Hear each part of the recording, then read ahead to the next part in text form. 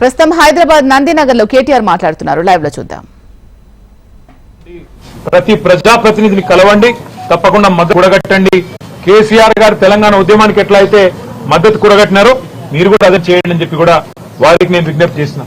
వారు ఇంకొక విషయం కూడా నా దృష్టికి తెచ్చి, ఆనాడు శాసనసభలో బట్టి విక్రమార్క గారు 1:100 రేషియోలో మెయిన్స్ కి పిలవాలి, ఎక్కువ మంది గ్రామీణ ప్రాంత యువకులకు కూడా అవకాశం వస్తుందని చెప్పి నిండు శాసనసభలో ఆనాటి ప్రతిపక్షంలో ఉన్న నాయకుడు శాసనసభ్యుడు బట్టి విక్రమార్క గారు ఈరోజు ఉప ముఖ్యమంత్రిగా ఉన్నారు. వారు కూడా డిమాండ్ చేసినారు. ఇవాళ ఈ తమ్ముళ్ళు చెల్లెలు అడిగి కూడా అదే 1:100 రేషియోలో మెయిన్స్ కి పిలవండి, కొత్తదేం అడగడం లేదు, నిర్ణయమే ఫైనల్ అని చెప్పి చాలా స్పష్టంగా ఉంది. 1:100 విషయంలో ఎలాంటి సాంకేతిక ఇబ్బందులు లేవు. గతంలో మీరు చేసిన డిమాండ్ నే వాళ్ళు తిరిగి ఉటంకిస్తున్నారు కాబట్టి దాన్ని కూడా నెరవేర్చండి అని కోరుతా ఉన్నాం. దాంతో పాటు ఇప్పుడు వరుసగా మేము గతంలో కొత్తగా వీళ్ళు ఇచ్చిన నోటిఫికేషన్ లేవు. టెట్ మే 20 నుంచి జూన్ 3 ఉంది. గ్రూప్ 1 ప్రిలిమ్స్ జూన్ 9 నుంచి 9వ తారీఖు నాడు ఉంది. అదేవిధంగా డిఎస్సి జూలై 17 నుంచి 31 వరకు ఉంది. 25,000 మంది పోటీ పడతా ఉన్నారు.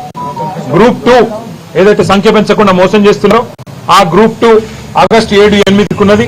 గ్రూప్ 1 మెయిన్స్ అక్టోబర్ ఉంది. గ్రూప్ 3 నవంబర్ లో ఉంది. చాలా మంది పిల్లలు ఇది రాసిన వాళ్ళే అది కూడా రాస్తారు. కొద్దిగా వీటిని కూడా స్టాగర్ చేసి పిల్లలకు తగు మొత్తంలో ప్రిపేర్ కావడానికి కూడా సమయం ఇవ్వాలని చెప్పి కూడా వాళ్ళు కోరుతారు. నిష్పత్తి 1:100 మెయింటైన్ చేయమని ఇచ్చిన మాట ప్రకారం 10 నోటిఫికేషన్లు ఏవైతే ఇవ్వాల్సి ఉండి తప్పినరో వాటిని పిలవండి. మొదటి సంవత్సరంలోనే 2 లక్షల ఉద్యోగాలు ఇస్తామన్న మాట నిలబెట్టుకోండి. వార్షిక జాబ్ క్యాలెండర్ విడుదల చేయండి.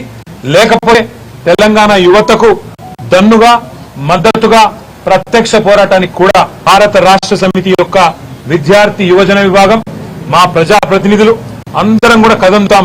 అందరం కూడా రోడ్డు మీదకి వస్తాం.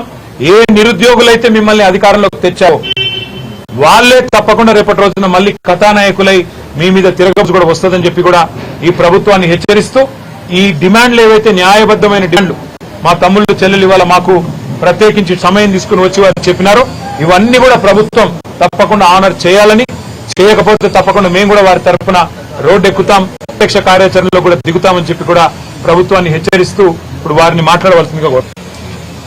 సో అందరికీ నమస్కారం. ఇక్కడ ఉన్న పెద్దవాళ్ళందరికీ ముందుగా నా నమస్కారాలు. సో ఈ రోజు మేము ప్రధాన ప్రతిపక్షమైన బీఆర్ఎస్ పార్టీ దగ్గరికి అండ్ మేము ముఖ్యంగా కేటీఆర్ గారు వర్కింగ్ ప్రెసిడెంట్ కాబట్టి కలవడానికి వచ్చిన మేజర్ రీజన్ ఏంటంటే, మేము ఎప్పుడైతే గవర్నమెంట్ ఫామ్ అయిందో అప్పటి నుంచి ఇప్పుడున్న పెద్దవాళ్ళు, కాంగ్రెస్ గవర్నమెంట్ లో ఉన్న పెద్దవాళ్ళందరినీ కలుస్తూనే వచ్చి ఇప్పటికీ కలుస్తూ ఉన్నాము.